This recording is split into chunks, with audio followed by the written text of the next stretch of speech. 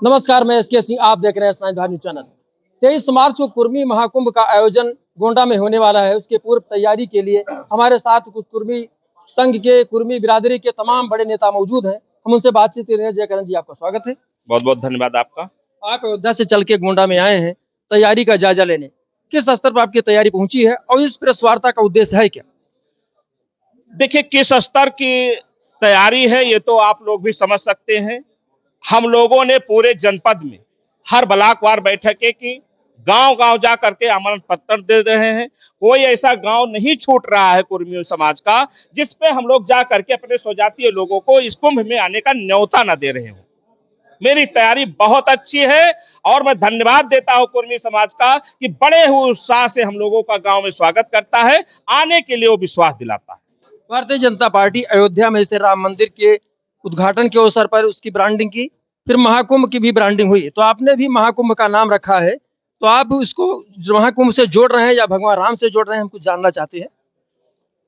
आपको भगवान राम की जो इतिहास है, भगवान राम की जो कहानी है, जो हम लोग पढ़ते और लिखते आए हैं, भगवान राम के बारे में शायद आपने पढ़ा नहीं, भगवान राम के बारे में शायद आपने जाना नहीं। जाना होता है तो ये शब्द आप मुझसे ना कहते। इसलिए भगवान राम का जो मानना था, वो अत्याचारी नहीं हुए, वो कभी किसी को दंड नहीं देना चाहते थे। भगवान राम के एक शब्द में कह लीजिए कि इस देश में, इस दुनिया में समता मूलक समाज की स्थापना ही भगवान राम का उद्देश्य था। भगवान राम ने अपने वचन निभाने के लिए, अपने देश और दुनिया के सुख और शांति के लिए अपने आप को उन्होंने जो कष्ट देने का काम किया, यही धर्म है, यही न्याय है, यही देवी देवता का कर्तव्य है। उन्हीं के आदर्शों पर चलते हुए हम लोग अपने समाज को लेकर के एक न्याय की गुहार करते हैं, एक मांग करते हैं। तो इसमें भगवान राम, जिस प्रकार से आप भगवान राम की बात बार बार आ रही है, भगवान राम ने अपने लोगों के उत्थान करने का काम किया, वही काम कुर्मी महाकुंभ बैनर तले हम कुर्मी समाज का उत्थान करने जा रहे हैं। अभी सरदार पटेल जी का, उनकी वार्ता हो रही थी, उनके बारे में बात हो रहा था। गांधी जी के भी वो समर्थक रहे हैं, उनके साथ रहे हैं। गांधी जी कहते हैं रघुपति राघव राजा राम, पतित पावन सीताराम। इन चीजों को सरदार पटेल जी भी मानते थे, गांधी जी भी मानते थे। सरदार पटेल जी की भूमिका को लेकर के जिस तरह से उन्होंने देश की एकता और अखंडता के लिए तमाम रियासतों को इकट्ठा किया था, क्या आपको लगता है जिस तरह से हमारे देश में इस समय ब्राह्मण सम्मेलन, क्षत्रिय सम्मेलन, कुर्मी सम्मेलन, यादव सम्मेलन हो रहे हैं, जातिवार सम्मेलन हो रहे हैं, क्या लगता है कि समाज को बांटा नहीं जा रहा है? नहीं, बहुत अच्छा सवाल किया, क्योंकि आप मीडिया के साथी हो। ये कुर्मी महाकुंभ का बैनर आपने देखा, आपको लगता है तीखे सवाल करने से आपका व्यू बढ़ जाएगा। मैं आपसे कहना चाहता हूं, प्रश्न आपको श्री नरेंद्र मोदी जी से पूछना चाहिए। जब हमारे देश पर संवैधानिक पदों पर बैठे महामहिम राष्ट्रपति की जात बताने को आतुर होते हैं, योगी आदित्यनाथ जी से पूछना चाहिए, जो कहते हैं कि मैं इस जात का रहने वाला हूं।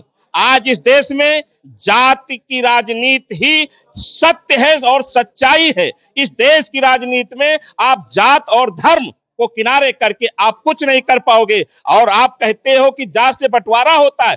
जो व्यक्ति अपने परिवार की रक्षा नहीं कर सकता, अपने जात की रक्षा नहीं कर सकता, मैं निश्चित तौर से कह सकता हूं वो किसी और का मददगार नहीं हो सकता, नहीं हो सकता। और मैं आपसे भी कहता हूं, ये बातें आपको उन लोगों चाहिए जो प्रधानमंत्री को अपनी जात बतानी पड़ती है, हमारे देश में महामहिम राष्ट्रपति की जात बतानी पड़ती है। अगर जो उससे देश खंडित होता है तो जयकरण भी तो वर्मा को भी आप पापी मानिए, द्रोही मानिए, जो मानना हो मानिए। मैं जयकरण वर्मा हूँ, कुर्मीवादी हूँ, कुर्मी का ठप्पा लेकर के पीठ पर भी चलता हूँ, सीने भी पे चलता हूँ। कुर्मी समाज के उत्थान, सामाजिक न्याय के लिए जो करना होगा हम करते रहेंगे। सरदार पटेल जी ने काम नहीं किया था। जब हम विदेश जाते हैं, अमेरिका, इंग्लैंड, ब्रिटेन, मतलब हर जगह जब पहुंचते हैं तो हम अपनी आइडेंटिटी बताते हैं, आई एम ओनली इंडियन।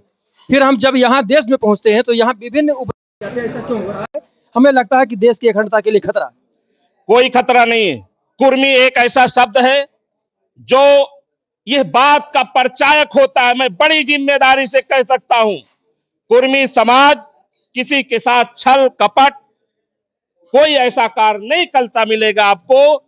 जितना मुझे अपने कुर्मी समाज के बारे में जानकारी है, कुर्मी समाज एक बहुत ही मेहनती कौम है, बहुत ही ईमानदार कौम है। कुर्मी समाज इस देश को, सरदार वल्लभ भाई पटेल ने इस देश को जोड़ने का काम किया। उनके अनुयायी इस देश का पेट भी भरते। कहा गया कि मुझे लगता है कि आप अभी कह रहे थे कि गोंडा में जिस तरह से हमारी आबादी है, आबादी के हिसाब से हमको भागीदारी नहीं मिली। तो कौन कौन सा पद है जो आप पाए नहीं अभी तक? देखिए, आपको ये जो सारे नेतागण बैठे हैं, जगदीश पटेल साहब हो, चाहे चंद्र प्रताप पटेल साहब हो, नंद किशोर साहब हो, राकेश जी बैठे हैं, पंकज जी बैठे हैं, तमाम इस जिले के साथी बैठे हैं। क्या आपको नहीं लगता कि ये विधायक बनने लायक?